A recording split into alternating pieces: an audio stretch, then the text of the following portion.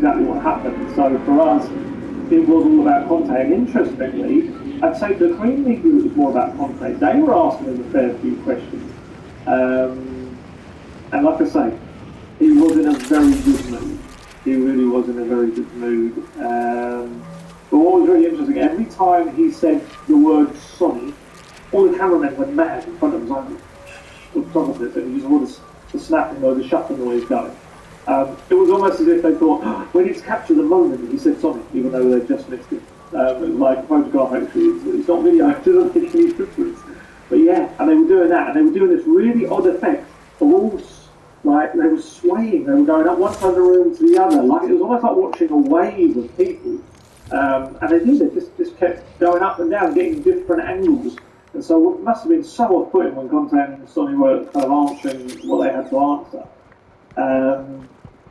But yeah, some of the Korean journalists afterwards, they claimed that there was one question from the Korean media which was asking about, can you settle the controversial debate here in Korea that Sonny is, whether he's world class or not?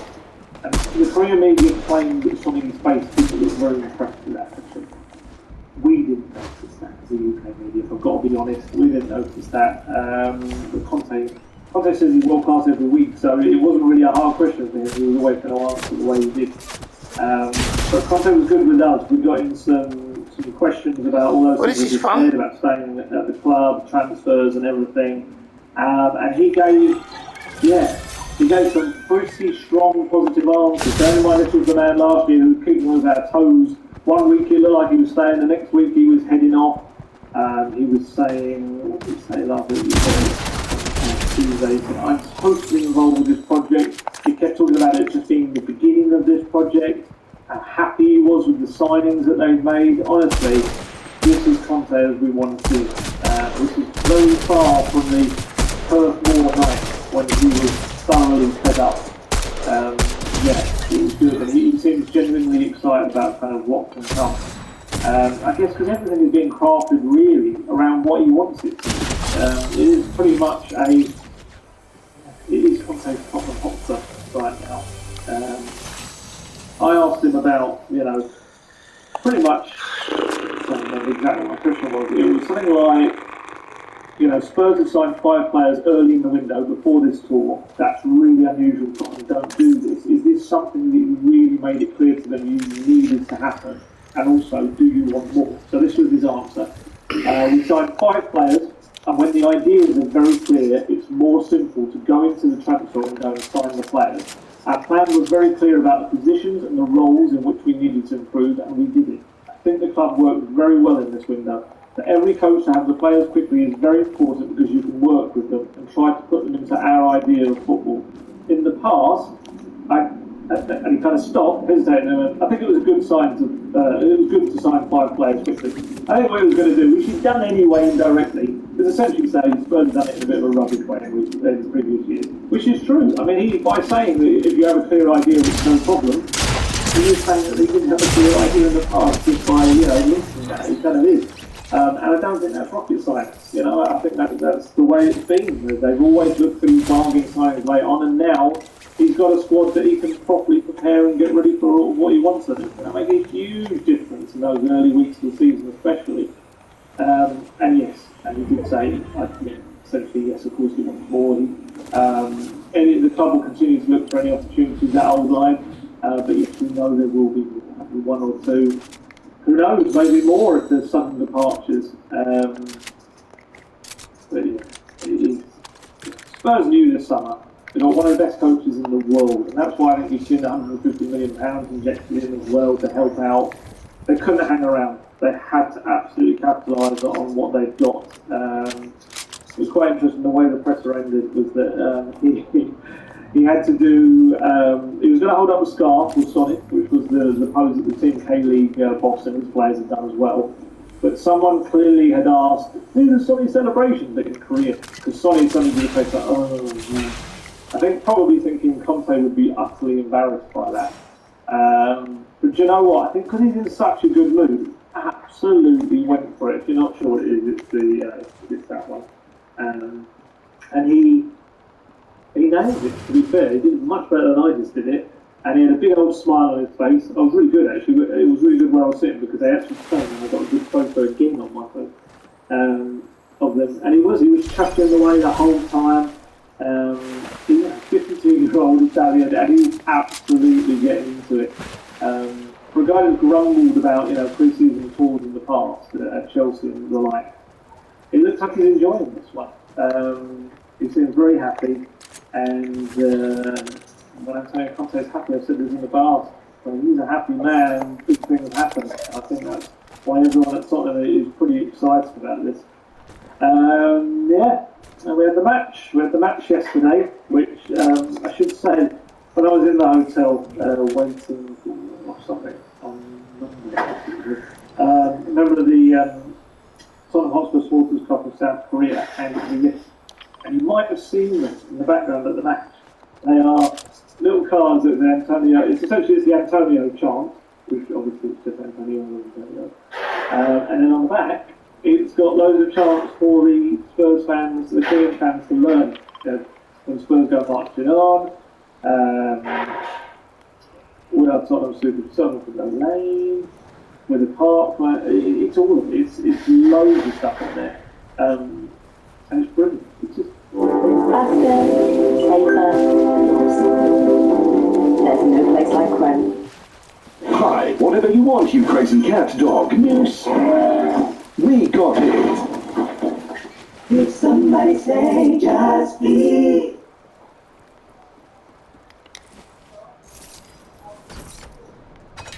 really clever little simple things. I think Conte took a photo with that in the background, like loads of these big heads of his in the background.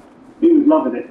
There was this great moment in the match last night when let's start with explaining exactly what it's like at a match in South Korea like this. So, you've got your normal friendlies, if you've never been to one. They're normally quite calm affairs, just people there to be entertained. In South Korea, it's very, very different. They're such lovely people that they just show this incredible respect. They've got this huge respect for people they admire. So what you ended up with is 4,100 people at the stadium. It might have been like sold out within the year. They are the most passionate set of fans, probably. Well, certainly one of the most passionate I've seen out there. And they just have this appreciation of every little moment. So, here's an example for you. So, early on, Christian Romero went down.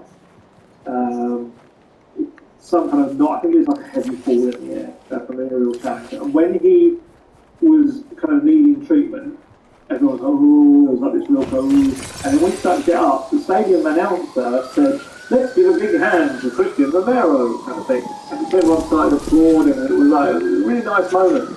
And we thought that was kind of maybe like a one-off for UK players, But actually, every time a player did something, and even probably things that we maybe see as the most basic things, so say Pierre-Emile Højbjerg in the second half did a sliding tackle and the ball went out of play on the side of the pitch, not near a goal or anything, and suddenly the turnover would go, "Pierre-Emile Højbjerg," and they would all applaud because he'd done that. There were some moments when, like, Sanchez tried to get a ball out and missed it. Tried to stop the ball going from the corner, but he did, and he missed it. And it was still like, Davinson Sanchez! And they all thought, it's such a surreal experience. And it's just, I don't know, it's just about respecting what the players are doing. It's a far cry from what we're used to on the terraces. Most football watched apart around the world, really. It's going to be honest about it. It's probably more supporting than it's about, I guess, criticising, isn't it, elsewhere in the world? Whereas this was a real appreciation for what was happening and these like superstars, that they were seeing in front of them. And I think the knock-on effect was because they were cheering every moment where there was a little bit of skill or a tackle or a nice bit of control, was such a roar from around the stadium. It kicked on the players as well, so the intensity really went up in the game. What probably, I think even Conte was surprised, what was meant to be maybe a bit more of a low-key match ended up being quite a game of a high intensity at little points. There were some feisty tackles, and there were 9 goals. The K-League players, obviously, like I said, they're in their season, so they're fitter and that little bit sharper, which gave Spurs a good test as well. Like I say, there was some fighting tackles. Benson could have put in a few. That's Sanchez pretty low. That's going to be harsh. Not a great game. He just looked a bit out of control at times. He did 2 lunges that probably were at least worthy of yellow cards each. So he probably going to get sent off. He started shoving a Korean attacker who he thought had dived, but when we all saw the replays, it should have been a penalty because Sanchez had kicked him off. Then he gave away the free kick that led to one of Team K-League's goals. He was just having a bit of a mare last night. It was like he was playing it. I think it's almost like he only has one way of playing, and that's like following Sanchez, I guess. Hyped up Sanchez aside, it was a good run out for the team. Good run out for Conte's men. Pretty much most of the senior stars got at least 45 minutes. A couple of players, 2 or 3, got about 76 minutes. Richarlison, interestingly, bearing in mind he only returned to training later in the week last week. So, yeah, lots of minutes given. That was the moment I was going to say about Conte, wasn't it? It was that early in the game, they showed him on the big screen, and the crowd, it was like a massive cheer from all the fans. And I think he didn't know what that was about. So when it happened again, maybe about 10 minutes ago, or 10 minutes later, I think one of his coaches must have given him a nudge, and he looked up and he waved, and honestly, the biggest roar you can imagine, and they're like, yeah, Conte's waving at us, kind of thing. It was so cool, and he kind of had a bit of fun with that as well. You know, it's like a massively hyped up version of when he applauds back to Spurs fans when they're singing his name over in the UK. It's really funny. It's so lovely. It really is. It's lovely to see the different ways that people enjoy their football around the world. That's one of the coolest things about being able to get out here. I think what else about the game is going key in a general sense. We're going to talk about specifics and players. Let's see, I've got his quotes here about he said about it. I think it was a good game, and to play in front of 64,000 people is very exciting for the players. Then to try to find this atmosphere was great, and for this reason I think also the players tried to push themselves, even though we just started pre-season. For many players, only 3 days of training sessions. Other players have started since 10 days ago. It was a good game, I've seen positive things. If you're not aware of the score, by the way, it was 6-3. It was an absolutely crazy end to the match, which left me just having to rewrite and write everything I was doing. It was madness. There was moments in the latter, probably 20 minutes, when I'm essentially going, which is pretty much the life of a journalist writing anyway, but there was so much to do.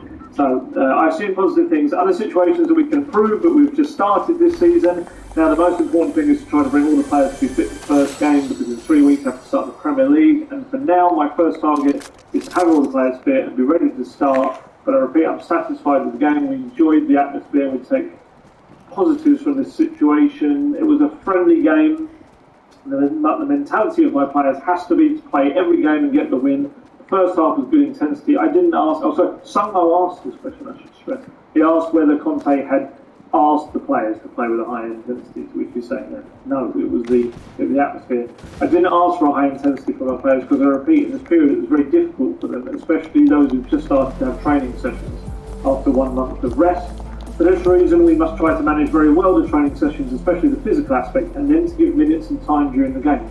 I'm satisfied with the commitment, the attitude, the intensity that the players put in, but honestly, I didn't ask anything today. I asked them to play with the right mentality, to enjoy the game, to enjoy the atmosphere, to respect the people, and to play in front of 64,000 people. You have to give respect for this reason. To put commitment and to score 6 goals was positive. To concede 3 goals is the negative aspect that for sure we have to improve. So looking at specific players, obviously, probably one of the standouts was obviously the debut of Richarlison, the only new signing available to play yesterday. And he was bright, he was decent. I think you could see the promise that he will bring in terms of, he started the first half pretty much, he was playing as the central striker, so it showed that he could do that. His hold-up play was good, he gets his head down, he likes to dribble with the ball. Second half, he was out on the right, occasionally popped up on the left, sometimes a bit of a support striker for Kane. He did this one run in the first half, which took him past a couple of players and the goalkeeper. Unfortunately, just took a heavy touch around the keeper. and the ball rolled to Emerson Royale, who it was a bit of a city, to be honest. He somehow managed to kind of slice it wide rather than slide it into the net. But now Richarlison was good. Like I say, 76 minutes. He had in the first half, he had Lucas Moura and Brian Hill on either side of him. You know, Tottenham, I've said this before, will continue to monitor opportunities to sign a striker, but it's, you know, I go as far as to say maybe if they can't sign one, or there's nothing in the market that's really worth it, I think Richarlison will do the job as a backup striker pretty well. Look, again, I must stress a massive caveat. This is a friendly, you can't read too much in terms of friendlies, but what you can read is the way that he holds up the ball, and the fact that we saw him for Everton for a lot of last season with Dominic Calvert-Lewin being able to play that lone striker role. So it's very much within his wheelhouse, as it were. So, and I think, yes, they just got to see it in person. Yeah, he did a lot of good things, some nice touches, some nice movement. I'd say the Volkerson didn't quite come off on the night, but I think that's a sharpness that's really to do with that. He just brought lots of energy to it as well. He's looked quite good with Kane. I think he played the ball through to Son when Son ran through and the man was sent off for taking him out. Yeah, so it looked good. It's good. I mean, when you think about it, he is essentially Steven Bergwijn replacement, who Conte also saw as another striker, and I'd say that Richarlison is better suited physically to that role than Bergwijn was. As much as I like Bergwijn, more of a natural focal point for, I guess, for attacks, which is exactly what Conte wants. So what I find fascinating as well is when you really think about it, Spurs have become, they used to be under Poch, and I think they are becoming again a big physical team. And I just think, maybe subtly, Conte has been upgrading certain players with bigger versions of them. Obviously people may say better versions, but certainly physically there is no contest. I mean, I was thinking about it. So you've got Richarlison replacing Bergwijn, bigger physical player. Kulusevski, Brian Hill, bigger physical player. Even Perisic for Sergio Reguilon, same again. And Yves Bissouma for Harry Winks. It's like he's just kind of gradually been going, okay, I want a bigger version of you, a bigger version of you. And we know it's very well. They have a threat from set pieces, and we're going to talk about set pieces later because a certain Gianni Leo, his presence was felt yesterday as well. So yeah, he'll fit in well with Richarlison. Everyone we've spoken to thus far, they all call him a character. He's a popular guy. He was very popular at Everton in the dressing room. They really did love him there. And the fans as well, after he promised he would keep them up, and he did with a lot of goals in the running. And I think the fact that he's made such a big impression so early on, I think it says a lot. What's interesting is his language skills, that's something, because we tried to get an interview with him, but I don't think he was quite comfortable enough with his English to do an interview. Bear in mind, I think he's been in the country for about 5 years now. And that's not to say that, I came to Korea and within 5 years that I'd be able to do an interview in Korean either. But I just found that quite interesting. I think someone said he did his first English interview for Everton literally right at the end of last season. And, you know, obviously it was a little bit still. Don't get me wrong, I'm sure he's got enough English to communicate absolutely fine with everyone. Although you can see, we're always seeing him hanging around with Emerson and Lucas, the Brazilian lads. Lucas seems to have this caretaker role, kind of like the almost like the babysitter of Brazilian players that come in. I know he had Carlos Vinicius, Emerson Royale, and now Richarlison as well. He's just a lovely guy. I haven't spoken to him today. He just kind of reminded me just what a lovely guy Lucas is. It made me feel so bad when I write that, you know, his talent deserves more goals than assists. It really does. It makes me feel bad. He's such a nicest guy. He really is. It will just do, you know, he spoke to us for ages as well. He was just absolutely willing to kind of go along with what he was doing. So it does. This is the side of it. You know, people haven't asked me before. Actually, feel bad in space. I've been taken on critical. But I'd like to think it's coming from a good place with Lucas and good intentions. And I really do think he's incredibly talented. And you see that. Even last night, he was going on these pacey, skillful runs that get the crowd worked up. But ultimately, there wasn't anything at the end of it. And I think if he could fix that, if he could bring more goals and assists, just to match his talent, he'd be incredible. So yeah, but it did make me feel a little bit bad, but he's so nice. Conte said nice things about Richarlison afterwards. He said Today I've seen a lot of positive things about Richie. The first half he played like a number 9, the second half he played on the right behind the striker. I think he can play in all these three positions. I think he is strong physically and a good personality, good character, good quality, for sure. Also for Richie in this period, he's working and we are working on the tactical